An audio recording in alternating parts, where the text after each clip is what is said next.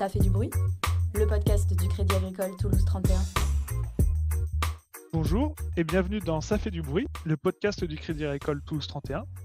Pendant cette période de confinement, nous avons souhaité vous partager des informations positives et utiles. Aujourd'hui, nous avons la chance de recevoir Djilali Bedrani, sportif de haut niveau, qui a d'ailleurs fait récemment 5e aux 3000 mètres au Mondial d'athlétisme à Doha, mais aussi ambassadeur du sport comme école de la vie. Bonjour Djilali. Bonjour à tous. Alors du coup, première question, avec le confinement, qu'est-ce qui a changé en tant que sportif de haut niveau ? Qu'est-ce qui a changé, c'est que déjà on ne peut pas s'entraîner comme on le veut, déjà vu que les déplacements sont limités et on ne peut pas avoir accès aux différentes infrastructures comme les pistes d'athlétisme, les salles de musculation, donc on essaie de faire comme on peut. Est-ce que tu t'entraînes chez toi ou tu vas aussi à l'extérieur ? J'essaie de m'entraîner à côté de chez moi. J'ai la chance de pouvoir avoir l'accès à un parc d'activités qui est juste à 300 mètres de chez moi. Donc je bénéficie de ça, j'essaie de m'entraîner. Après, je ne peux pas m'entraîner autre part, je m'entraîne qu'ici autour de chez moi. Est-ce que tu as adapté ton entraînement pendant le confinement ? Oui, j'ai adapté plus, j'essaie de me concentrer plus sur la prépa physique et les footings. Je ne peux pas faire trop de spécifiques, j'essaie de faire la prépa foncière surtout, pour pouvoir entretenir ça, et puis dès que j'aurai l'accès, j'essaierai de faire un peu plus de spécifique, mais sinon j'essaie d'avantager la prépa physique, ouais. C'est le plus important dans cette période. Vu qu'on n'a pas de visibilité sur la suite du programme, je pense que c'était le meilleur à faire. Et du coup, au final, qu'est-ce qui a été le plus difficile avec l'arrivée de cette période et du confinement pour toi ? Le plus dur, je pense, c'est de ne pas avoir de visibilité sur le programme, sur les futures échéances et tout ça. Je pense que c'est ça le plus compliqué. Et voilà, donc après ça diminue forcément aussi l'entraînement psychologiquement. On essaie de garder la motivation comme on peut, mais quand on ne sait pas où on va, on essaie de relativiser tout le temps et d'essayer de se projeter. Mais là, c'est vrai que c'est compliqué.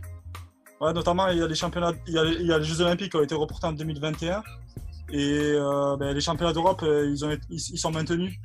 Ils sont maintenus pour le moment, donc on ne sait pas forcément s'ils vont avoir lieu encore. Quelle est la date prévue pour les championnats d'Europe ? Les championnats d'Europe, normalement, c'était du 24 août au 30 août. D'accord, mais pour le moment, tu n'as pas d'informations dans un sens ou dans un autre ?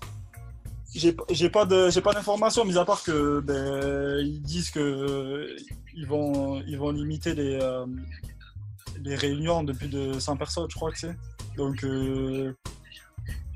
je vois pas comment ils peuvent avoir lieu. Peut-être ils vont les reporter en septembre, mais je sais pas trop. Mais c'est vrai que moi j'aimerais bien que le championnat d'Europe soit maintenu pour pouvoir avoir au moins un objectif cette année, puis qu'on essaie d'entretenir comme on peut cette année, et puis repartir de plus belle pour l'année prochaine. Du coup, ouais, le plus difficile en fait, c'est de ne pas pouvoir se projeter et du coup de ne pas pouvoir adapter ton entraînement. Voilà, c'est ça. J'essaie de l'adapter au maximum, mais bon, c'est pas un entraînement qui est habituel, quoi. On essaie de faire plus de prépa physique, c'est plus du fartlek, du travail de fractionné, et hors piste du coup. Mais nous, comme c'est une saison de piste, on a forcément l'envie et besoin de ces infrastructures-là. Mais bon, après, on essaie de vraiment compenser avec le travail de foncier, le travail de prépa physique surtout, comme j'ai dit, travail en côte aussi. Mais ça remplace pas la piste, quoi. Est-ce que tu as échangé avec d'autres athlètes qui t'ont eux aussi fait part de la complexité du confinement pour avoir un bon entraînement ? J'échange régulièrement avec mes amis sur les réseaux sociaux. Après, c'est vrai que je vois aussi des lives qu'ils font et ils sont comme moi, quoi. Et la plupart, ils essaient d'être confinés, de pouvoir se maintenir en forme le maximum. Donc on est tous un petit peu sur la même longueur d'onde, je pense que même dans le monde entier. Donc voilà, le fait qu'on soit tous confinés, je pense que on est tous sur la même longueur d'onde, donc on essaie de se débrouiller. Au final, il n'y a pas de désavantage parce que l'ensemble des sportifs sont aujourd'hui confinés. C'est ça, l'ensemble des sportifs sont confinés maintenant et je pense que personne ne peut y échapper. Donc voilà, donc je pense qu'on sera tous égaux sur les prochaines compétitions, les prochaines échéances. On verra quand est-ce que ça aura lieu, mais bon, je pense que d'ici cet été, d'ici 3 semaines, on aura plus un peu plus de liberté pour ouais. s'entraîner aussi. Pour les auditeurs qui nous écoutent, est-ce que on peut réussir à s'entraîner chez soi pendant le confinement quand on est de base un coureur?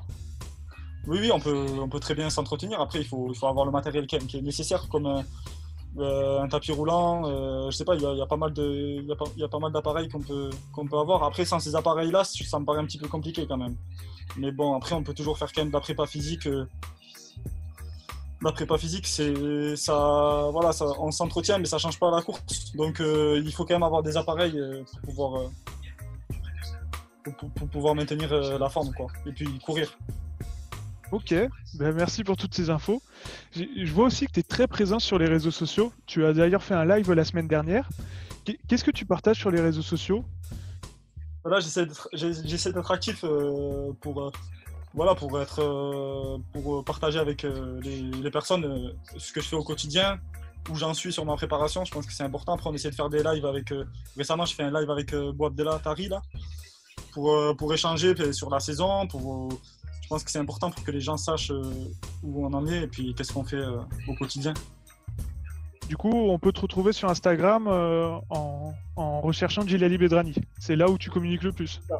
C'est ça, exactement. Instagram, Facebook. Je pense que c'est les deux réseaux sociaux là où je suis plus présent. Ok, ben merci beaucoup. Pour finir, est-ce que tu aurais un message ou une pensée particulière à transmettre à ceux qui nous écoutent? Je pense qu'il faut rester positif sur l'épidémie actuellement et relativiser. Je pense que voilà, les jours meilleurs vont arriver, quoi. Ben, merci beaucoup, Djilali. Et on te souhaite du coup beaucoup de courage pour ton entraînement. Et du coup, on se dit à très bientôt, à la fin de cette période de confinement. Merci à vous aussi. Bonne fin de journée. Au revoir. Au revoir.